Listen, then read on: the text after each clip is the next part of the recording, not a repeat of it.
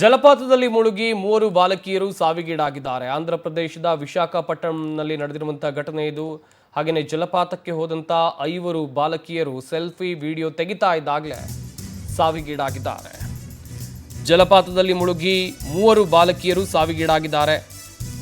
ಆಂಧ್ರ ಪ್ರದೇಶದ ವಿಶಾಖಪಟ್ಟಣಂನಲ್ಲಿರುವಂತಹ ಮಲಂಗುಮ್ಮ ಜಲಪಾತಕ್ಕೆ ಹೋದ 5 ಬಾಲಕಿಯರು ಸಾವಿಗೀಡಾಗಿದ್ದಾರೆ.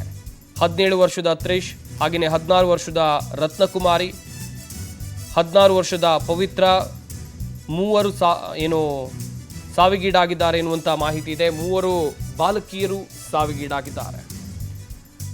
ಸೆಲ್ಫಿ ವಿಡಿಯೋ ತೆಗಿತಾ ಇದ್ದಾಗಲೇ ನೀರು ಪಾಲಾಗಿದ್ದಾರೆ. ರಕ್ಷಣೆ ಮಾಡುವಂಥ ಪ್ರಯತ್ನ ಮಾಡಿದ್ರೂ ಕೂಡ ಅದು ಸಾಧ್ಯ ಆಗಲಿಲ್ಲ.